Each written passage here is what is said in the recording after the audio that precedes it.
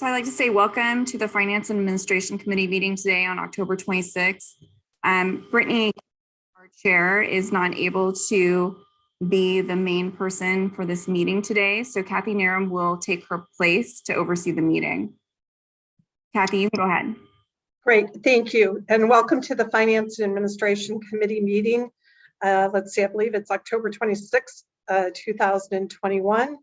And this meeting will proceed via teleconference in accordance with Government Code Section 5453E2 in order to protect the health and safety of staff, officials, and the public. Council members are not physically in attendance, but we're all available via video conference. And so with that, could you take the roll, please? Yes, Director Hernandez. Present. Chair Kick. She is driving Here. now, but she's here. Okay. Vice Chair Narum. Here, thank you. So at this time, I'm going to open the meeting up to the public. If there's any members present that would like to address us on any manner within the general subject matter jurisdiction of the LAVTA Board of Directors, now would be the time. And are there any speakers or emails? We didn't receive any emails from the public, and I don't see anybody with their hand raised as an attendee. Okay. All right. So with that, then I'm going to close the meeting open to the public, and we'll move on to the minutes of the September 28th, 2021 meeting of the Finance and Administration Committee.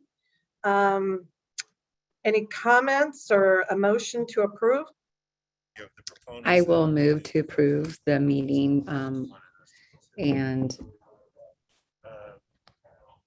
turn it over to can you guys hear me? Because it keeps going in and out. Okay, just I will move the prior meeting for our financial committee. Right, thank you. Thank you. And any other questions, comments? Any hands raised from the public? I do not see anybody with their hand raised. Okay, so with that, I guess we need a roll call.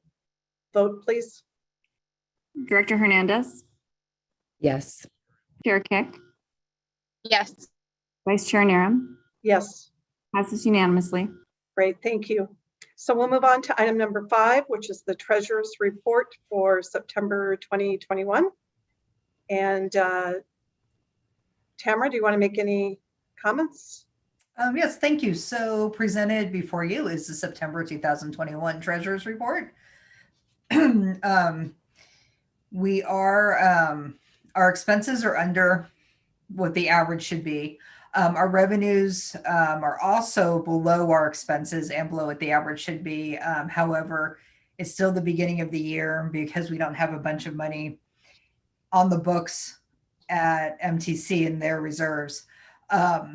Our cash flow is coming in slowly, but we have plenty of cash in the bank, obviously, so we're not worried about it.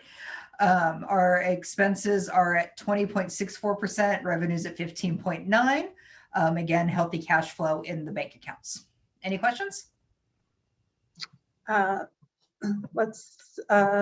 Melissa, Brittany, any questions? I have no questions, Kathy. Okay, thank you. Brittany? Nope. Great, I actually don't either. Any members of the public with questions or hands raised? I don't see anybody with their hand raised, so no. Okay, and so I guess I need a motion to forward this on to the full board. I'll move that we forward this to the full board. Thank you. And I'll second. Thank you. Roll call vote, please. Director Hernandez. Yes. Chair Kick. Yes. Vice Chair Narum. Yes. Motion passes. Great. So now we'll move on to the main agenda item, I think, which is the fiscal year 2021 annual comprehensive financial report. Tamara, would you like me to bring David Alvey over? Yeah, you can do that while I'm talking. That'll work. Okay, so this is a culmination of a lot of work, a lot of details, a lot of just individual small things that all add up to a big, huge thing. I will let our auditor kind of go over things, but before I let him speak, This is a draft. It doesn't have the pretty cover and the section dividers. The page numbers aren't there. There may be some formatting changes, that kind of thing. Under note 6, there is one change that will be done before it goes to the board, and that is just the $12,124 that says it's Prop 1B. It's actually state of good repair funds. It's just a notation. The dollar amount's fine. None of the dollars will be changing. So that's probably the most important part, just some formatting and that kind of thing. And then I would like to draw your attention to note 4. I think I mentioned earlier in the year that we do not have any reserves at MTC where they're supposed to be, and we have to have money in the reserves at MTC to use them for next year's budget. So we're going to be returning this year's due to LTF funds, which is over $10 million. And the reason it's over $10 million, it is huge. It's 2 things. It's one, we ended up spending a lot less than we expected last year because COVID did not last the 6 weeks we expected of the fiscal year. We had budgeted for it to last just a few months of the beginning of the year, and our decrease in routes and everything lasted almost the full year. And then the other reason is because while we drew down the full amount we thought we were going to need, because we didn't have those CARES Act grants approved. Then we got over $6 million in CARES Act funds.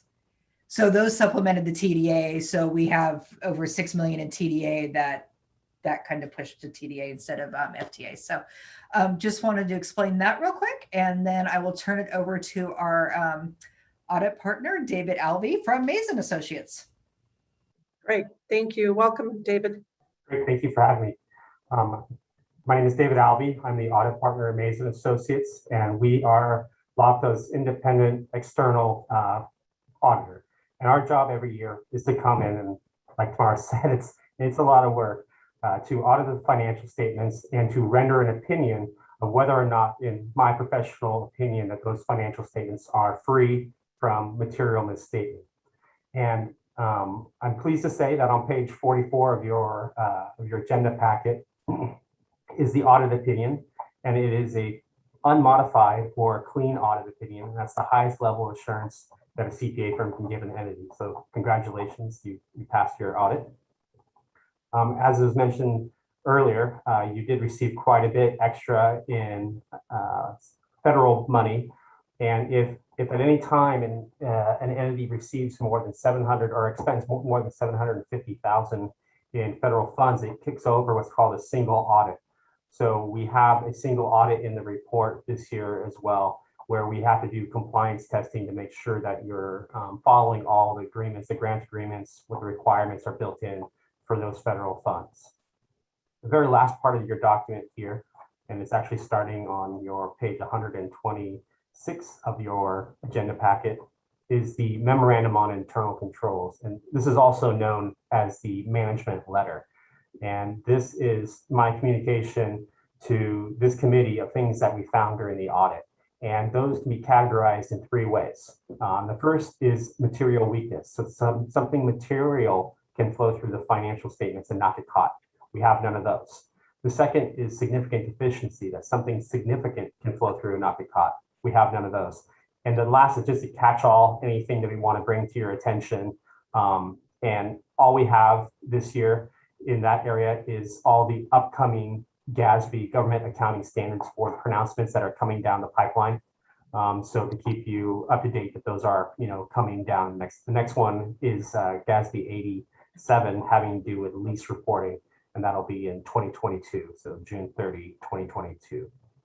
The other half of this report of the memorandum on internal controls is the required communication, and that's just telling you that we had no difficulties doing the audit. We had no arguments with management over accounting principles, and there was no unusual transactions or anything that we needed to fix or to bring to your attention. And with that, I just want to help. I want to thank Tamara for all of her help, and let you know if you have, or let me know if you have any questions. Great, thank you. Any questions, Brittany? No, I'm glad to hear that it looks good. Melissa? I have no questions. Thank you.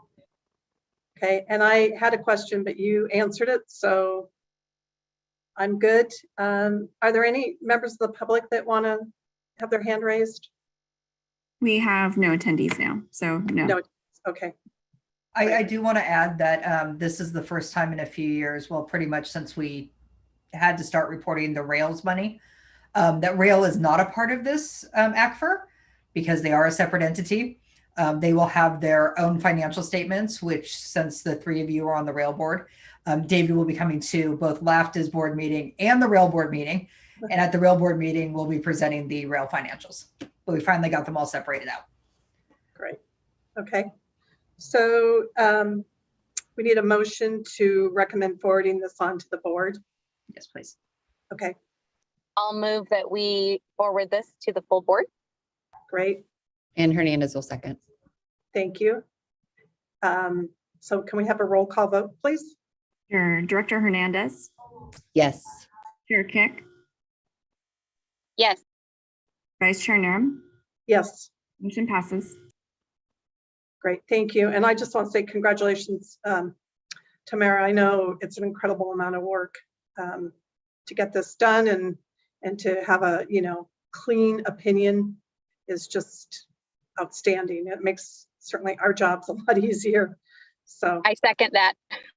congratulations to you and to your staff, because I know there were a lot of people working on this. Thank you very much. David, thank you. Thank you for your time. Thank you, and we'll see you at the Valley Links board meeting. Okay, item number 7, any upcoming finance and administration agenda items that we need to talk about, or? Nothing exciting. Now that the audit and that once the ACFR is approved by the board, it slows down for just a little bit in time for the budget to start. So, but with the holidays coming up, most of our funding agencies and that sort of thing are on vacation. And so we don't have a whole lot coming up, to be honest. We do tend to cancel the November meetings because they would fall on, hold on a second, 1, 2, 3, 4, the 23rd of November. And Thanksgiving's on the 25th. But then again in December falls in after Christmas, but most of our staff is on vacation that week. Everybody kind of takes that week off, not everybody, but the majority. So we may not have committee meetings in November and December unless, something comes up. Tamara, Yeah. we had to this year possibly because of the, in order to continue the teleconference. Oh, that right. But doesn't it have to go to the board meeting, or does it have to go to committee?